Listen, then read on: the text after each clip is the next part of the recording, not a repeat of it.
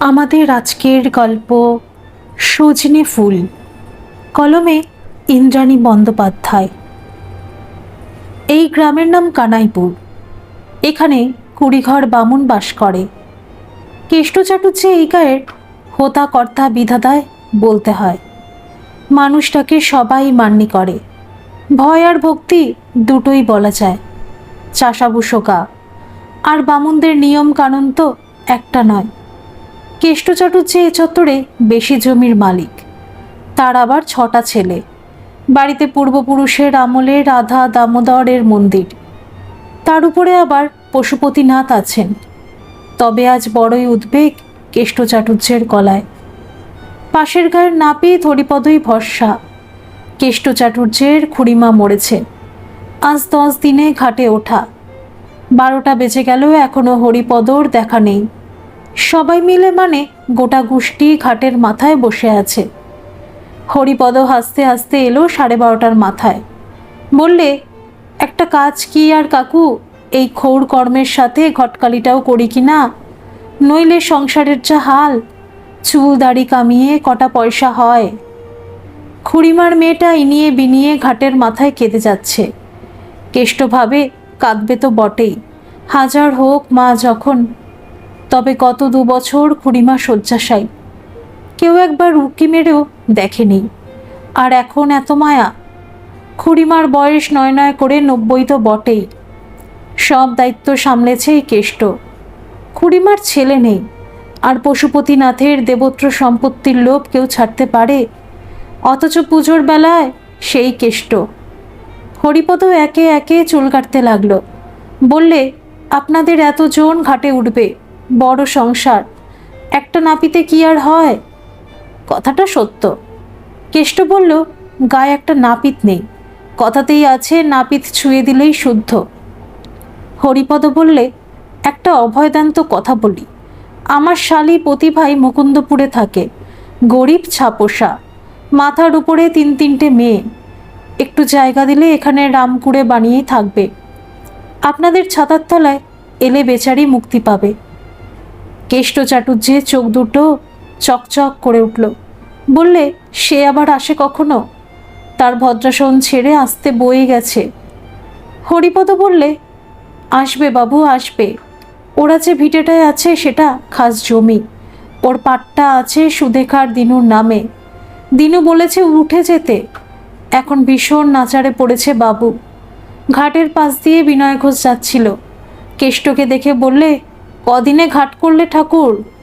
হরিপদ বললে, ঠাকুর বলেছেন, অথচ জানা নেই কদিনে ঘাট হয়। এ কথা সবার জানা হলে হাড়ি মলে ডোম শুদ্ধ করতে নাপিত আর পুজোর জন্য বাউন। ওই কারণেই 10 দিনে কাজ। কেষ্ট বললে, হলে হাড়ি মানে কি?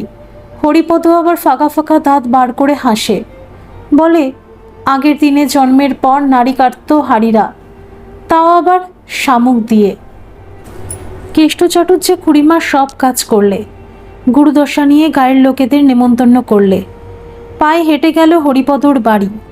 গিয়ে দেখলে সেখানে আর এক ব্যক্তির আগমন হয়েছে সপরিবারে। কেষ্টর মনে হলো এ নিশ্চয়ই সেই হরিপদর শালীপতি ভাই হবে।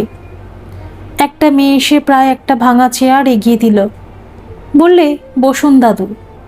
মেয়েটি বেশ সুশ্রী, গায়ের রংটা ফর্সাই ছিল। মনে হয় সংসারে চাতাকলে পুড়ে কিছুটা তামাটে হয়েছে। একটা বিশাল আকৃতির ফ্রক পরে আছে মেয়েটা, যার কোমরের সেলাই আরও নিচে। তবে আশ্চর্যই মেয়েটার শান্ত স্নিগ্ধ চলাফেরা, চোখ দুটো বড়ই করুণ। হরিপদ কিছুক্ষণ পরেই এলো। বললে, ঠাকুর, আজ আমার বাড়িতে? আমার কত ভাগ্য, আমি ঠিক সময়ে পৌঁছে যাব। আর এরাও এখন উপস্থিত। ওদের বাস্তু থেকে চুল তুলে ছেড়েছে ওই দিনু। কথাতেই আছে জোর যার মুলুক তার। আর কোনো ঠাঁই না পেয়ে এখানেই উঠেছে। আমি নিজেও তো ছাপোষা, অতজনের পেটের খোরাক আমি কি করে জোগাই? তাই আপনাকে বলছি ঠাকুর, আপনার তো অত জমি জায়গা, যদি ওদের একটু ঠাঁই দেন। কেষ্ট বললে, সে দেখা যাবে, আগে তো কাজ মিটুক। এদের সবার নিমন্ত্রণ রইল। তারপর এদিক ওদিক চাইতে লাগলো কেষ্ট, যেন কাকে খুঁজছে। হরিপদ বললে, আপনি কি কাউকে খুঁজছেন? কেষ্টর কেন জানি না ওই মেয়েটির প্রতি একটা বাৎসল্য কাজ করছে। বললে, সেই মেয়েটিকে খুঁজছি। হরিপদ হাঁক দিতে লাগলো, ও শঙ্করী, কোথা গেলি রে? শঙ্করীকে কোথাও পাওয়া গেল না। হরিপদ বললে, কোথায় যে যায় মেয়েটা, এই তো ছিল। হাঁক ডাকে আরও সবাই সামনে হাজির। হরিপদ বললে, এই মেয়েটা মেজ, এর নাম নন্দারানী, আর ছোট্ট মেয়েটির নাম শোভা। কেষ্ট দেখলে ওদের মাও হাজির, পরনে যেন ন্যাকড়া কুড়ানির পোশাক, চোখ দুটো হলুদ। বয়স আর কত, অপুষ্টি গ্রাস করেছে। মনটা বিষাদগ্রস্ত হয়ে গেল। একটা সময় কেষ্টর অমন কষ্ট ছিল। তারপর যখন 3টে ছেলে হয়ে গেল তখন কেষ্টর হুঁশ হয়েছিল কিছু করতে হবে। সেসব দিন যেন ভেসে উঠল তার মনে। এখন তো ছেলেদের কর্মে আগ্রহ নেই। ছোট 3টে দিনরাত গান গেয়ে আর পান খেয়ে বেড়ায়। বড় 2টো সরকারের চাকর, একজন রেলে আর একজন পোস্ট অফিসে। সেজোটাকে একটা হাস্কিং মেশিন করে বসানো হয়েছে। 3টি বউ, নাতি নাতনি। কেষ্টর মনে হলো এদের ঠাঁই দিলে অনেক উপকার হবে। ফাইফরমাসের লোক তো চাই। হরিপদকে জিজ্ঞেস করলে, তোমার শালীপতি ভাইয়ের নামটা যেন কি? হরিপদ আশান্বিত হয়ে বললে, আগে ওর নাম হলো গিয়ে শ্যামাচরণ। কেষ্ট বাড়ির পথে রওনা হলো। পথের পাশে একটা দৃশ্য দেখলে কেষ্ট। পথের দুদিকে থেকে 2টো সজনে গাছ ফুলের ভারে ঝুঁকে পড়েছে। নিচে বিছিয়ে পড়ে আছে প্রচুর সজনে ফুল, সাদা ধপধপে টোপা টোপা। আর একটা কিশোরী মেয়ে তার কোচলে কুড়িয়ে নিচ্ছে। কেষ্ট দেখলে সেই মেয়েটা। হরিপদ হাঁক পারছিল, শঙ্করী! লাল ফ্রক ভর্তি সজনে ফুল। কেষ্ট বললে, এখানে ফুল কুড়াচ্ছ? আর আমি যে তোমাকে খুঁজছি। আমার বাড়িতে চেয়েও গো মা শঙ্করী। শঙ্করী নিজের নাম শুনে আহ্লাদিত। বললে, তরকারির বড় কষ্ট, তাই রোজ রোজ বেসন বড়ির তরকারি ভালো লাগে না। সজনে ফুল কেষ্টর খুব পছন্দের। বললে, ঠিক আছে মা, ঠিক আছে। একদিন আমাকেও তাহলে সজনে ফুল দিও, সেদিন তোমার এই বুড়ো ছেলেটাও খাবে। শঙ্করীকে এমন ভালোবাসার কথা কেউ কখনো বলেনি। যেখানে গেছে সকলের মনে হয়েছে এই বুঝি কিছু চাইতে এসেছে। আজ মনে হলেও পৃথিবীতে এখনও কিছু মানুষ আছেন যারা ভগবানের অংশ। খুড়িমার কাজে কোনো অভাব রাখলে না কেষ্ট। গোটা গা খেলে কবজি ডুবিয়ে। খুড়িমার মেয়েটা কাজের শেষে আমতা আমতা করে বললে, মায়ের সম্পত্তি আমি বুঝে নিতে চাই।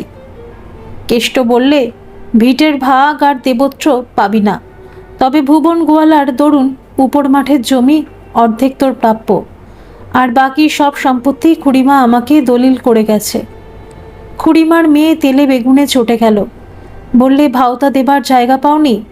আমার সম্পত্তির লোভে ভক্তি পীড়িত মাগনা নাকি? আমি তোমাকে ভালো মানুষ ভেবেছিলাম, আর তুমি আমার সম্পত্তিতে লোভ দিলে। মা কখনো তোমার নামে করেনি, সব মিথ্যে। আমার পাই পয়সা হিসাব চাই। বলেই নিজের ছেলেদের ডেকে মারমুখী হলো কেষ্টর খুড়তুতো বোন। তখন বেশিরভাগ মানুষ খেয়ে চলে গেছে, এই যা রক্ষা। নইলে গায়ের মানুষ কি মনে করতো কে জানে। তবে হরিপদ তখনও ছিল, আর ছিল শ্যামাচরণ। কেষ্টর আশ্চর্য লাগলো শ্যামাচরণকে দেখে। ওরা মারমুখী হতেই সে এগিয়ে এসে হুঙ্কার ছাড়লে, খবরদার বলছি, মানুষটার গায়ে হাত দিলে রক্ত গঙ্গা বয়ে যাবে। সম্পত্তির হিস্সা আদালতে বুঝে নেবে। এই সবে কাছ থেকে উঠেছেন ঠাকুর, পেটে যে দানা পানি পড়েনি। বলি, মাটা কার? সেদিন সব থেমে গেলেও শ্যামাচরণ কেষ্ট চাটুর্যের মন জয় করে ফেললে। আর সেদিন সন্ধ্যের সময় বললে, শোনো হে শ্যামাচরণ, আমার গোয়াল বাড়ির সংলগ্ন যে ভিটে, ওটা তোমাকে বাস করতে দিলাম। আমার গায়ে নাপিত নেই, তোমাকেই বসালাম, আর আমার কাজের জন্য তোমার খোরাক দেব আমি। শ্যামাচরণ যেন হাতে চাঁদ পেল। বললে, আপনার গোলাম হয়ে থাকবো ঠাকুর। আপনি মনীষী নন, যেন দেবতা। ওরা পরের দিন আসবে বলেই চলে গেল। কেষ্ট খামারে গেল। ওখানে কত সজনে ফুল পড়ে আছে গাছের তলায়, কেউ কুড়ায়নি। বাড়িতে গিয়ে গজগজ করতে লাগলো কেষ্ট, গতরে তোমাদের আমড়া পোকা লেগেছে, অমন সজনে ফুল কেউ কুড়িয়ে আনতে জানো না? বুঝবে বুঝবে, বড়লোকি চাল তোমাদের ঘুচে যাবে যেদিন এই কেষ্টর নিদেন কাল আসবে। বাস্তবিক কেষ্টর মুখের উপর কথা বলার সাহস কারণেই। সবাই চুপ করেই থাকলো। গিন্নি শুধু গুনগুন করে বললে, খেতে ইচ্ছে হয়েছে তা বললেই হয়। বলেই একটা শানকি নিয়ে ফুল কুড়াতে গেল। দেখলে একটা মেয়ে আগে থেকেই সজনে ফুল কুড়োচ্ছে। কেষ্টশ্রী চোখ কপালে তুলে বললে, কে রে তুই? মেয়েটার মুখখানা খুব সুন্দর, যেন দুর্গা প্রতিমে। আস্তে করে বললে, আমি শঙ্করী, শ্যামাচরণ পরামানিকের মেয়ে। ঠাকুরের জন্য সজনে ফুল তুলছি।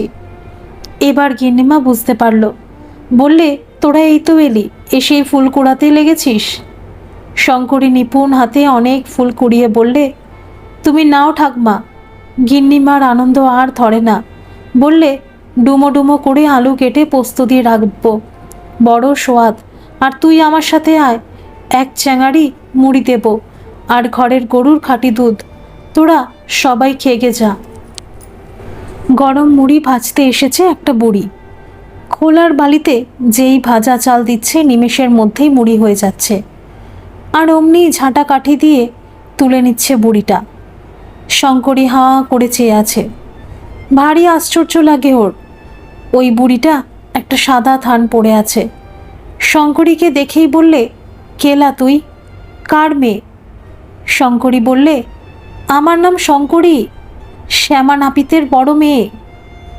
বুড়িটা বললে, বাবা, কি নাম শোনালিল? ও তো আমার ভাসুরের নামে নাম। আমি জিভ বার করা ঠাকুর বলি। শালা হারামির হাড়। আমার স্বামীকে ঠকেচ্ছে, নইলে আমার শ্বশুরের কি না ছিল। এই বড় বড় কাঁসার বাসন কোসন, তোতলাটাও মরে না। আমারও মরণ। সেই কবে নিমাইয়ের বাপ মরল, সে কি আজকের কথা রে? কিন্তু কোনো শালার বেটির ক্ষমতা নেই যে বলে শরীর বেঁচে খেয়েছি। নোকের বাড়ি ঝিয়ের কাজ করেছি, 3 খোলা 4 খোলা মুড়ি ভেজেছি। বুড়িটার টিকির উপর খোপা বাঁধা, ঘাড় নেড়ে নেড়ে বলেই চলেছে কত কথা। শঙ্করী কি বলবে বুঝতেই পারে না। গিন্নিমা আসলে বলে, ও ওরকমই, যতবার কথা বলবি একই কথা আওড়াবে। তুই যা, এই বালতিতে আধ বালতি দুধ দিয়েছি, আর চ্যাঙাড়িতে মুড়ি।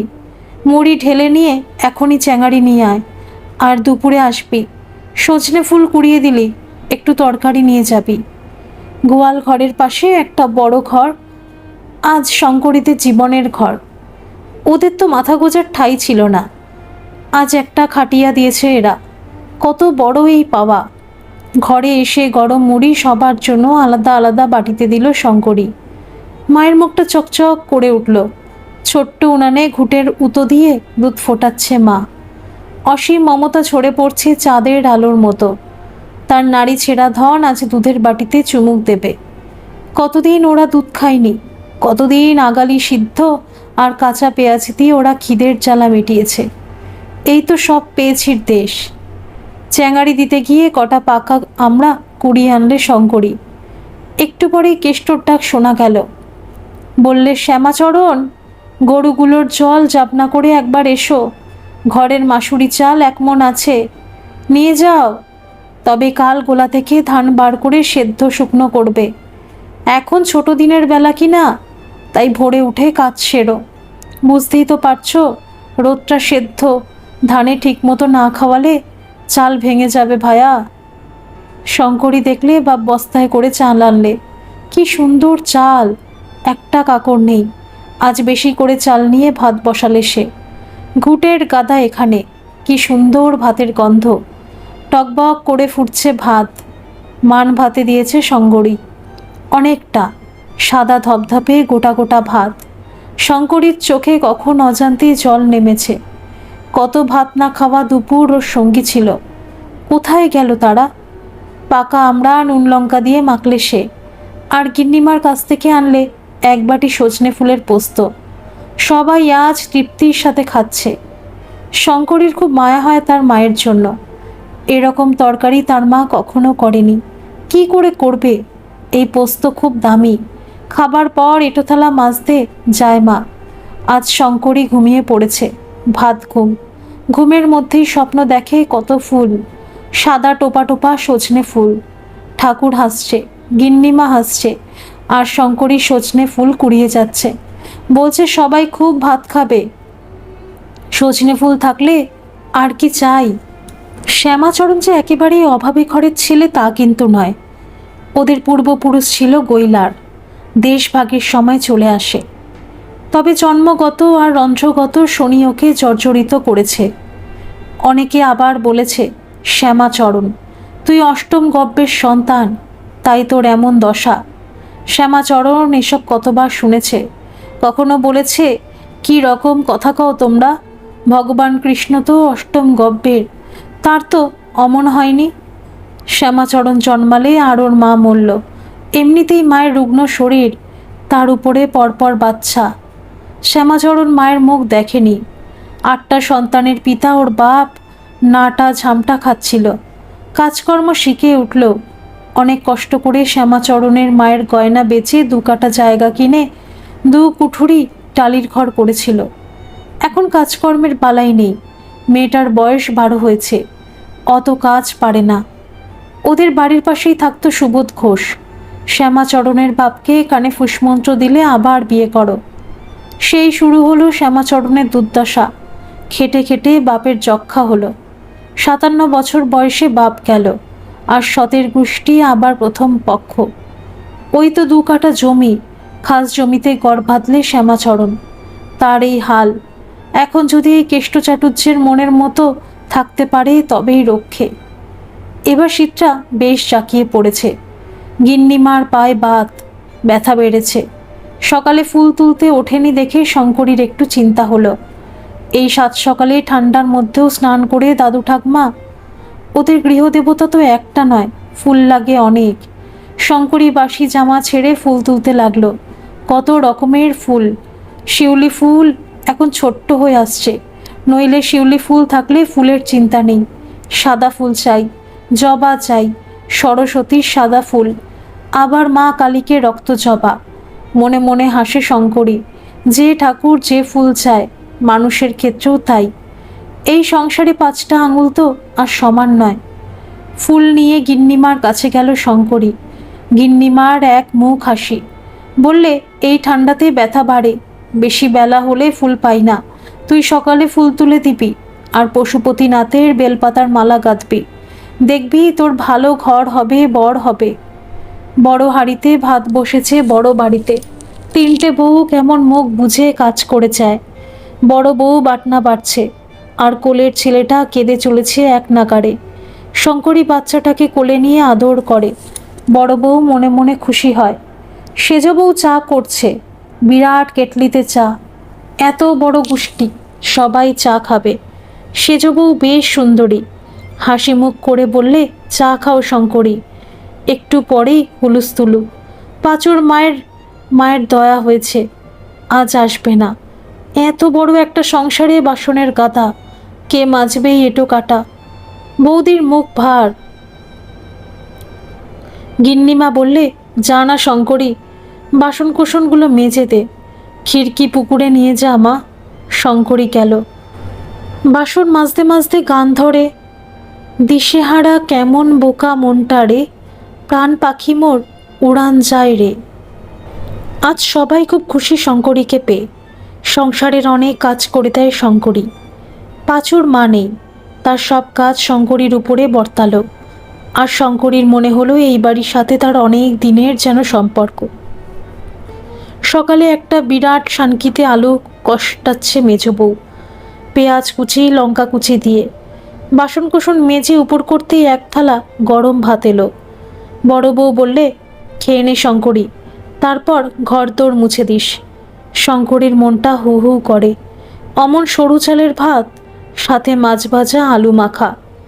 গিন্নিমা বলে, ওই দেখো মেয়েটার কাণ্ড দেখো, ভাতের দিকে তাকিয়ে ভাবনা। দাঁড়া, তোকে একটু ঘি দিই। গিন্নিমা কাল ঘরে ঘি বানিয়েছে, এদের অঢেল দুধ। একটা ছোট্ট শিশি এগিয়ে দেয়, বলে, ভাতে একটু মেশা, খুব স্বাদ হবে। শঙ্করীর মনে ভেসে ওঠে ওর ছোট্ট বোন দুটোর মুখ। খেতে গিয়েও বসে থাকে। কত বড় একটা মাছের টুকরো দিয়েছে। এদের আজ পুকুরের মাছের ভাগ এসেছে, বড় বড় দুটো বালতি ভর্তি মাছ। গিন্নিমা বললে, খেয়ে নিয়ে মাছ বেছে দিবি, আর একটা বড় রুই মাছ তোর বাড়িতে নিয়ে যাবি। বসে রইলি কেন, খাবি তো?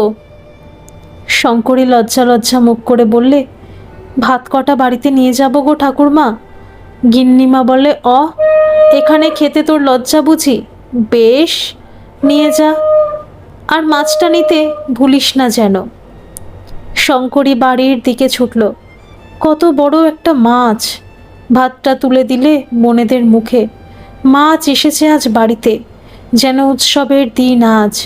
কতদিন কচু ভাজা মান ভাতে খেতে খেতে মনে হয়েছে এই সমাজ একরকম নয়। জলখাবারের আয়োজনহীন বিকেলে যারা চিবিয়েছে গাছের নিচে পড়ে থাকা পাকা তেঁতুল, তারা সমাজের সেই মানুষগুলোর একজন, যাদের নিরাপত্তার আবেষ্টনী নেই, আছে শুধুই হৃদয়। সকলকে আপন করতে চায়। ওর নাম শঙ্করী, স্বয়ং মা অন্নপূর্ণে। এরকম কত শঙ্করীর নাম শুধুই ব্যঙ্গ করে। শ্যামাচরণ নাপিতের অশিক্ষিত বড় মেয়ে শঙ্করী আজ কোনো শক্তি বলে যেন ওদের সংসারের অন্নপূর্ণে হয়ে গেছে। সব কাজ সেরে শঙ্করী খামারে গেল। কত সজনে ফুল, সাদা ধপধপে। এই সাদা রং যেন শুভ্রতার, পবিত্রতার। বাড়িতে গিয়ে রান্না করবে শঙ্করী। সজনে ফুল দিয়ে বেসন বড়ির ঝাল, সাথে পাকা রুই মাছের ঝোল, তোফা খাওয়া।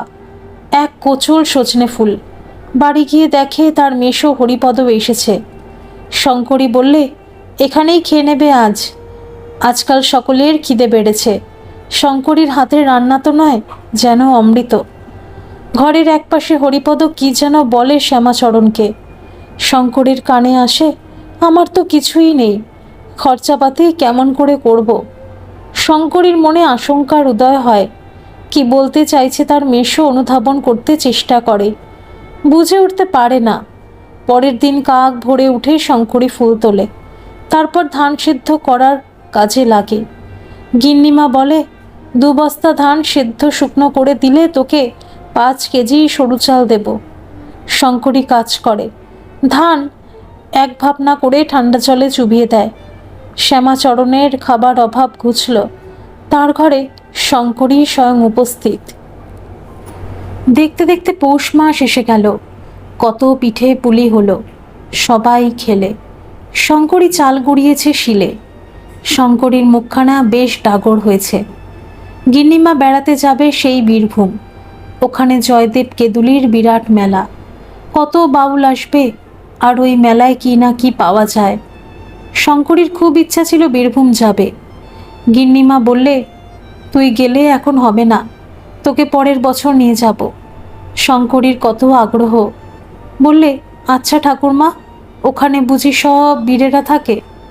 গিন্নিমার হাসি ধরে না। বলে, বীর থাকে না কাপুরুষ থাকে জানি না বাপু, তবে নাম যখন বীরভূম তখন নিশ্চিত কোনো ইতিহাস আছে বই কি।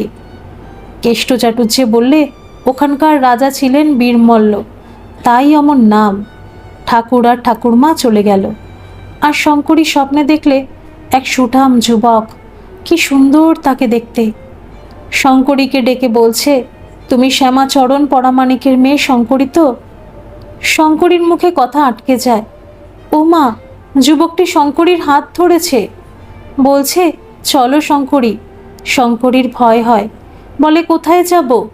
না না, আমি কোথাও যাব না। আর তুমি কে গা? যুবকটি হাসল, বললে, আমাকে চিনতে পারছো না? আমি বীরভূমের রাজা গো রাজা, আমার নাম বীরমল্ল। শঙ্করী ঘুমের মধ্যেই না না করে। মা ধাক্কা দেয়, ও শঙ্করী, ঘুমের মধ্যে কি বিড়বিড় করিস বল দিকি। শঙ্করীর ঘুম ভেঙে যায়, মনে মনে হাসে। পুলক জাগে। ঠাকুরমা বলেছিল ভোরের স্বপ্ন নাকি সত্যিই হয়। ইদানিং হরিপদর যাতায়াত বেড়েছে, ঘটকালি করে ও।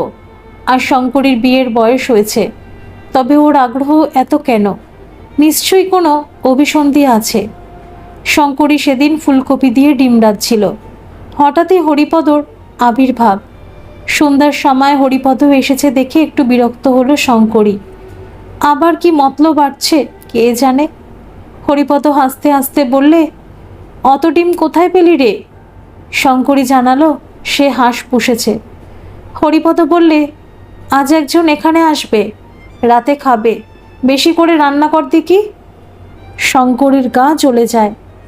এই তো সবে ধন নীলমণি একটা ঘর, এর মধ্যে নিজেদের নড়বার জায়গা হয় না। তবু মুখের উপর কথা বলতে শঙ্করীর কোথায় যেন বাধে। বললে, কে আসবে গো মেশো? মেশো তড়ি ঘড়ি উত্তর দিলে, তোকে দেখতে আসবে, পছন্দ হলে 1 পয়সা লাগবে না। পৌষ সংক্রান্তি আজ, আগামী 2রা মাঘ বিয়ের ভালো দিন আছে কি না? ফ্যাল ফ্যাল করে তাকায় শঙ্করী। এ কি পরীক্ষার সম্মুখে পড়ল সে! আর বাপ শ্যামাচরণ ওদের কথায় উঠছে বসছে। দাদু ঠাকুরমা কেউ নেই। এই সুযোগ কাজে লাগাতে চায় হরিপদ। নিশ্চয়ই ওর কিছু ফায়দা আছে। আকাশ পাতাল চিন্তার মধ্যেই পাত্র বাবাজি প্রবেশ ঘটল। বেশ রাশভারী যুবক, দেখতেও যেন ময়ূর ছাড়া কার্তিক ঠাকুরটি। কেমন কোঁচকানো চুলের বাহার, পোশাক পরিচ্ছদ বেশ মার্জিত। দাদু নেই, ঠাকুরমা নেই। দুদিনের কথা হলো আর শঙ্করের বিয়ে হয়ে গেল। কোনো সানাই বাদ্য বাজল না, কোনো লোক সমাগম হলো না। 2রা মাঘ সর্বমঙ্গলা কার্লি বাড়িতে সিঁদুর পড়ালে সেই যুবক। একটা অনির্দেশের পথে পা দিলে শঙ্করী। বিয়ের পর কেষ্ট চাটুর্যের বাড়িতে এসে কান্নায় ভেঙে পড়ল শঙ্করী। এত কিছু হয়ে গেল, কেউ কিছু জানতেই পারল না। তবে জামাই দেখে সবাই পছন্দ করল। ভাবলে গরিবের মেয়ে উদ্ধার হয়ে গেছে, ভালোই হয়েছে। বউ 3টে কিছু টাকা দিলে শঙ্করীকে। সিঁদুর পরে নববধূ শঙ্করী মহাদেবের হাত ধরে চলল। এতক্ষণ কোনো কথা বলেনি বর বাবাজি। ট্রেন থেকে নেমে বাসে উঠল ওরা। তারপর নামলে এক জায়গাতে। শঙ্করী দেখলে কত বাউল। বললে, এখানে এত বাউল কেন? এটা কোন জায়গা? বর জবাব দিলে, এটা বীরভূম জেলা। এখানে এখন পৌষ মেলা চলছে। আনন্দে চকচক করে উঠল শঙ্করীর 2 চোখ। তার মানে নিশ্চয়ই দাদু ঠাকুরমা এখানেই কোথাও আছে।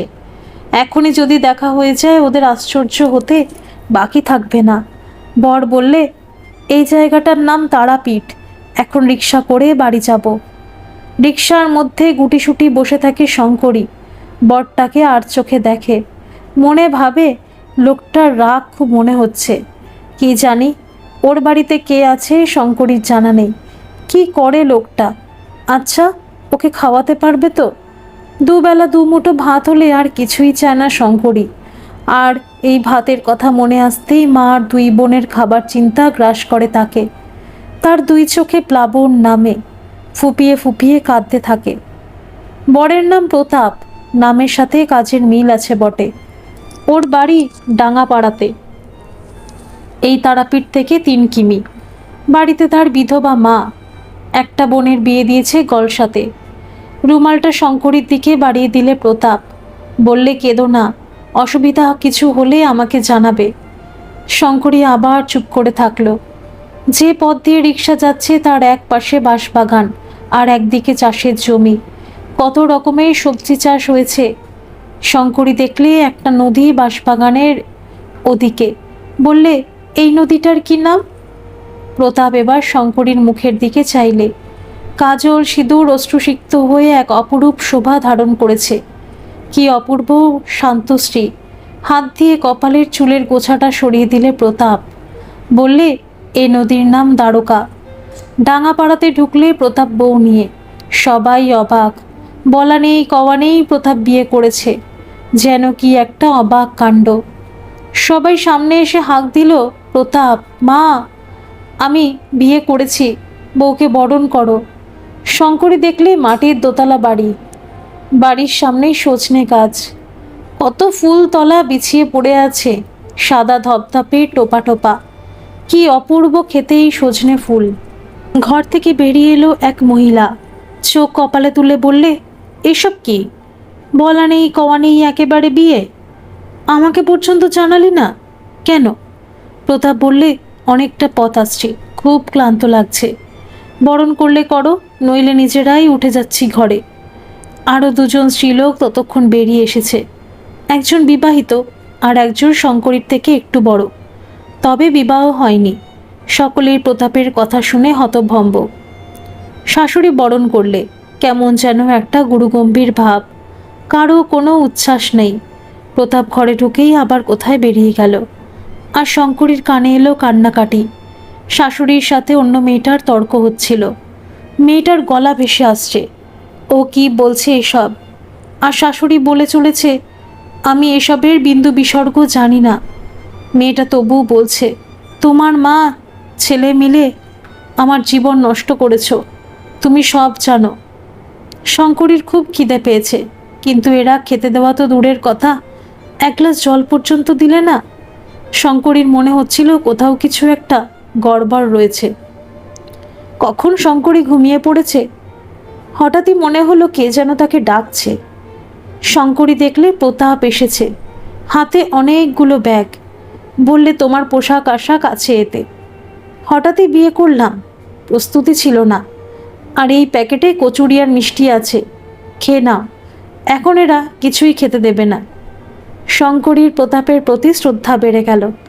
স্বামীর দায়িত্ব আছে বটে, তবু ওর মনে একটা প্রশ্ন উকি দিতে লাগলো, প্রতাপকে এই বাড়ির লোক এত সমীহ করে, তাহলে সে কেন অমন করে বিয়ে করলো। আর ওই যে মেয়েটার কান্না, সে শুনতে পেল ও কে। প্রতাপের বিয়ে হলে ও কাঁদে কেন? আর এখন তো কোনো আওয়াজ আসছে না। তবে কি সব শান্ত হয়ে গেছে? কোন ভোরের ট্রেনে রওনা হয়েছিল কানাইপুর থেকে, এখন ঘোর দুপুর। এরা রান্না করবে কখন?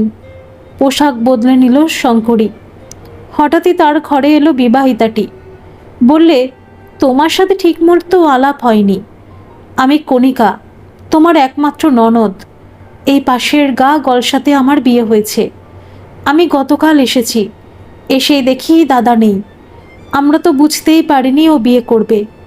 শঙ্করী এবার একটু সাহস পেলে। বললে, আচ্ছা, আর একজন মহিলা ছিল, ও আমার কে হয় গো? আর অমন করে কাঁদছিল কেন? ওর কি হয়েছে? কন্যিকা এই প্রশ্নের সম্মুখীন হতে হবে ভাবতেই পারেনি। মুখটা বিকৃত করে বললে, ও হলো আমার ননদ। ও ওরকমই, ছাড়া তো ওর কথা। তোমার মুখখানা খুব মিষ্টি। দাদা আমার খুঁজে খুঁজে ঠিক তোমাকেই এনেছে। শাশুড়ির কখন আগমন হয়েছে শঙ্করী বুঝতে পারেনি। হঠাৎই আওয়াজ এলো, হ্যাঁ গা মেয়ে, তোমার বাপ মা কি দিলে বিয়েতে, দেখাও। গয়না টাকা পয়সা কিছু দিয়েছে না সবটাই ফোকটাই? শঙ্করী সম্বিত ফিরে পায়। সত্যি তো, তাকে তো কিছুই দেয়নি বাপ মা। নিজেকে খুব ছোট মনে হলো। অস্ফুটে বললে, আমার বাবা মা দরিদ্রের দরিদ্র।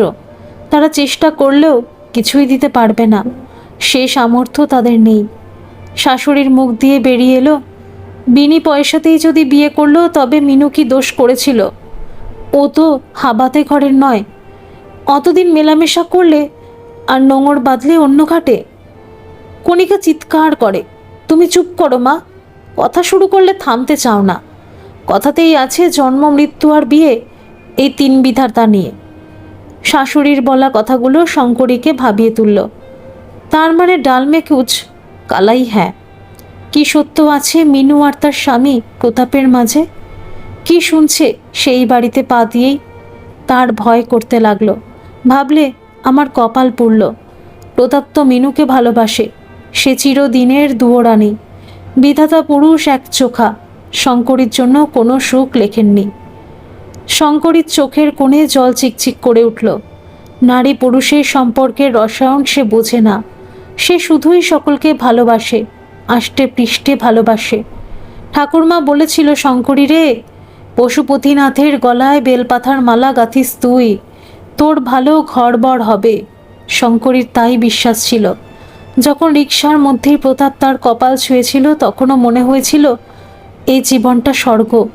কিন্তু এই মুহূর্তে তার মনে হলো সব মিথ্যে, সব ছলনা। পৃথিবীর মানুষ বলতে ঠাকুর আর ঠাকুর মা ছিল, কেউ তাকে ভালোবাসে না, কেউ না। ননদ কণিকা বললে, এবার রান্না বান্না কিছু করতে হবে তো নাকি? দাদা এসে খেতে চাইলে কি হবে বলো দেখি। শঙ্করী বললে, আমি রান্না করতে পারি যদি তোমরা বলো। শাশুড়ি বললে, এই তো গতকাল বিয়ে হয়েছে, এর মধ্যেই কেউ আগুনের কাছে যায়? এখন আর দিন চ্যাটা নাতা ধরবে না, তারপর যা হয় দেখা যাবে। শঙ্করীর হাসি পায়। যার কপাল ছাটা মারা তার আবার মঙ্গল অমঙ্গল। কণিকা কেমন যেন ভয় ভয় সিটিয়ে আছে। ওর এখন শ্যাম রাখি না কুল রাখি অবস্থা। ওর নিজের সংসারটা হয়তো ভেঙেই যাবে। কেন যে দাদা এমন করলে? ওর ননদ মিনু পুরো খরিস যেন। কণিকার ভয় হয়, ভীষণ প্রতিহিংসা মিনুর, আর তেমনই উদ্ধত্ত। তবে এই যে মেয়েটা ওর বৌদি হয়ে এসেছে, ভারী মিষ্টি স্বভাব, নামটাও সুন্দর, শঙ্করী। শাশুড়ির চিৎকার শোনা যায়। বললে কিছুই তো নেই, কি রাঁধবো শুনি? ছেলেটার কি হলো আজ 4-5 দিন ঘর ছাড়া? এতটুকু সবজি নেই, আলু সিদ্ধ ভাত নামিয়ে রাখি, তাই গেল তোমরা। শঙ্করীর মনে হলো এই কঠোরতার আড়ালে শাশুড়ির মধ্যে একটা মমতাময়ী রূপ আছে। বললে, অত সজনে ফুল গাছের তলায় পড়ে আছে, সজনে ফুল দিয়ে তরকারি খুব সুন্দর, আমি কুড়িয়ে দেব? শাশুড়ি আর ননদ তার দিকে তাকিয়ে রইল। বললে, ঠিক বলেছ, তবে কোনই কুড়িয়ে দিক। নতুন বউ ফুল কুড়ালে লোকে কি বলবে শুনি? আর আমার ছেলের রাগ জানো না তো? প্রতাপের পুরো নাম প্রতাপ ঠাকুর, যাতে নাপিত, তবে শঙ্করীদের পাল্টি ঘর। একটা ব্যাপারে এদের অমিল। শঙ্করীর পূর্বপুরুষ গৈলার আর প্রতাপের পূর্বপুরুষ বিহারের। অনেককাল আগে ওরাই লালমাটির দেশে বসত গড়েছিল। প্রতাপের জন্ম এখানেই। ওদের গায়ের নাম ডাঙাপাড়া। বর্ষাকাল এলে এখানে জল উঠে যায়। প্রতাপের নিজের সেলুন আছে, যাকে বলা যায় জাত ব্যবসা। থেকে 3 কিমি গেলেই তারাপীঠ। ওখানেই পথে এক প্রান্তেই প্রতাপের সেলুন। ছোট্ট থেকেই ডাকাবুকো প্রতাপ। পাড়ার কোনো একটা ছেলেকে ধরেও গুজরাটের সুরাটে গিয়েছিল। ওখানেই ফিল্মি কায়দাতে চুল কাটা শিখে এলো। ওখানে কষ্ট করে থেকে মালিকের দেওয়া বেতন জমিয়ে তারাপীঠে দোকান করলে। এই দোকান খুব চালু। সৌভাগ্য লক্ষ্মী ধরা দিলে যেন। প্রতাপ বোনের বিয়ে দিয়ে বিয়ে করবে এটাই ভেবেছিল, কিন্তু বোনের গায়ের রং কালো, কেউ পছন্দ করে না। মা অস্থির হয়ে ওঠে। অবশেষে একটা সম্বন্ধ এলো গলসা থেকে। চাষিবুষি মানুষ, কিন্তু ওদের আবার অন্য শর্ত। বদল বিয়ে করতে হবে। হবু জামাইয়ের বোন মিনু, তাকে বিয়ে করতে হবে প্রতাপকে। বদল বিয়ে বললে বটে, তবে বোনের বিয়ের 1 সপ্তাহ আগে ওরা চেয়ে বসলে নগদ 50,000 টাকা গয়না আর দান সামগ্রী। প্রতাপ অনেক কষ্টে তা মেটালো। এদিকে বিয়ের পর এ বাড়িতে মিনুর যাতায়াত বাড়ল। প্রতাপ কিছুই বলতো না, কারণ ওই মেয়েটাই তার বউ হবে। মিনু বললে, যত তাড়াতাড়ি সম্ভব আমাকে তোমার ঘরে তোলো। প্রতাপ মিনুর প্রতি দুর্বল হয়ে পড়ে। বলে, বেশ তো, বদল বিয়ের নামে তোমার পরিবার পণ নিলে। আমি এখন নিঃস্ব। তোমার বাপ দাদাকে বলো আমাকে কিছু টাকা দিতে। চমকে উঠল মিনু, যেন আঁতকে উঠলে। বললে, আমরা তো ভালোবেসেছি। বনের ফুল আর নদীর জল দিয়ে বিয়ে হবে? প্রতাপকে তাড়া দিতে লাগলো মিনু, আর প্রেমের দেবতা ততই রুষ্ট হলেন। প্রতাপ সময় চাইলে মিনু মানতে চায় না। কণিকার উপর অত্যাচার করতে থাকে মিনু। বোন কণিকাকে সে বলে, তোমার গায়ের রং কালো, তাই টাকা গুনতে হয়েছে। কণিকার স্বামী মিনুকে উৎসাহিত করে। প্রতাপ বুঝতে পারে মিনু অত্যন্ত প্রতিহিংসা পরায়ণ, তাই জেদ চেপে বসে তারও। এখন যদি প্রতাপ বিয়ে করে নেয় তবে সব দিক রক্ষা হবে। আর সেই ভেবেই বন্ধুর বাড়িতে বেড়াতে গিয়ে শঙ্করীকে বিয়ে করে সে। শঙ্করীর এসব বিন্দু বিসর্গ জানার কথা নয়। চুপ করে সে ভাবতে থাকে তার ভবিষ্যৎ নিয়ে। প্রতাপকে সে কি জিজ্ঞেস করবে, সে কি করবে? করজোড়ে সে বলবে, তোমার ভালোবাসা নিয়ে সুখী হও, আমাকে শুধুই ওখানে ফিরিয়ে দাও। আমার ঠাকুরের বাড়িতে কাজ করে আমার পেটের চাহিদা মিটে যাবে। শাশুড়ি রান্না করেছে সর্ষে ফুলের ঝাল আর পেঁপে দিয়ে মুসুরির ডাল। প্রায় 2:30 বাজে। হঠাৎই সাইকেলের আওয়াজ শোনা গেল। কণিকা বললে, দাদা এলো। কথাটা শুনেই কেমন ভয় সিটিয়ে গেল শঙ্করী। প্রতাপকে বেশ হাসি খুশি দেখাচ্ছে। বললে, দেরি যখন হয়েছে আর একটু হোক। এতে মাংস আছে আর দই আছে, জমিয়ে খেতে হবে আজ। খেতে বসেও শঙ্করীর উদাসীন ভাব। প্রস্তাব বুঝতে পারে মেয়েটা কিছু আঁচ করতে পেরেছে। না না, কিছুই লুকিয়ে রাখবে না। সে শঙ্করীর কাছে সে সত্য বলবে। শুধুই রাতের অপেক্ষা। তারপর নতুন সুরে নতুন ছন্দে এই মেয়েটাকে ভীষণ ভালোবাসবে। বড় মিষ্টি এই মেয়েটার স্বভাব। সব কিছুই স্বাভাবিক হয় কালের নিয়মে। কণিকা শ্বশুর বাড়ি যায় আর শঙ্করীর কাছে সব প্রকাশ করে প্রতাপ। চাঁদের স্নিগ্ধ আলো আর প্রতাপের ভালোবাসা ভরিয়ে দেয় শঙ্করীর জীবন। শঙ্করীর বাপের বাড়ির জন্য মন কাঁদে, ঠাকুর ঠাকুরমা সবার জন্য। প্রতাপ বলে, যাব গো যাব, তোমাকে সেখানে নিয়ে যাব। বছর ঘুরে আবার শীতকাল আসে। এবার কত সজনে ফুল গাছগুলোতে, ফলের ভারে নুয়ে যাবে। শঙ্করীর শরীরেও ফল এসেছে। প্রতাপ বলেছে ওদের মেয়ে হবে, আর শঙ্করী বলেছে স্বপ্নে সে দেখেছে তার ছেলে হয়েছে। সেদিন এক থালা সজনে ফুলের পোস্ত রেঁধেছে শঙ্করী। প্রতাপ আজকাল ভাত নিয়ে যায় দোকানে। টিফিন কৌটো ভরে ভাত দিলে, সজনে ফুল দিলে। ভোর ভোর দোকান খোলে প্রতাপ। সেদিনও যাচ্ছিল। হবু সন্তান আসবে, তার ভবিষ্যৎ ভাবনা এখন থেকেই। কিন্তু কে জানতো শঙ্করীর সুখের সংসার তছনছ করে দেবে প্রতিহিংসা। প্রতাপ চলে গেলে শঙ্করী ঘরদোর পরিষ্কার করছিল। হঠাৎই পাশের বাড়ির পল্টু চিৎকার করছে দেখে বেরিয়ে এলো শঙ্করী। কার কি হয়েছে জানতে চায় শঙ্করী। শাশুড়ি ছুটে আসে। তারাপীঠ যাবার রাস্তায় পথে রক্তাক্ত পড়ে আছে একটা লোক। শীতের কুয়াশার অন্ধকারে কারা যেন পিছন থেকে মাথায় আঘাত করেছে লাঠি দিয়ে। শঙ্করীর মনটা কু গাইছে। সকলকে ডেকে ডেকে জিজ্ঞেস করছে। কেউ কিছুই বলতে চাইছে না। পেটে বাচ্চাটা নড়ছে, তবু এগিয়ে চলে শঙ্করী। তখন সব শেষ। সজনে ফুলের তরকারিটা রাস্তায় পড়ে আছে। এত খুন! কেউ ওই দেহ এখন ছুঁতে পারবে না, পুলিশের নির্দেশ। সব কাজ মিটে গেলে শঙ্করী বললে, পল্টু, তুই আমাকে কানাইপুর দিয়ে আসতে পারবি? পল্টু রাজি হলো। চোখের জলে বিদায় নিলে শঙ্করী শাশুড়ির কাছ থেকে। অনেক দিন পর আবার শঙ্করীর দেখা পেলে কেষ্ট চাটুচ্ছে। সাদা একটা থান পরে সজনে ফুল কুড়াচ্ছে শঙ্করী। প্রথমবার যখন শঙ্করীকে দেখেছিল লাল ফ্রক ছিল, এখন সবটাই সাদা। এক আঁচল সজনে ফুল নিয়ে শঙ্করী বললে, সজনে ফুল খাবে দাদু? কেষ্ট চাটুচ্ছে বললে, আজকাল সজনে ফুল বড় বিস্বাদ লাগে। ধন্যবাদ সকল বন্ধুরা। এই গল্পটি যদি আপনাদের ভালো লেগে থাকে তাহলে অবশ্যই একটা লাইক করে দেবেন। আর এই চ্যানেলে নতুন হয়ে থাকলে চ্যানেলটিকে সাবস্ক্রাইব করে আমার পাশে থাকবেন। আর পাশে থাকা বেল আইকনটিকে প্রেস করে দেবেন যাতে সমস্ত গল্পের নোটিফিকেশানগুলি সবার প্রথমে আপনাদের কাছে পৌঁছে যায়।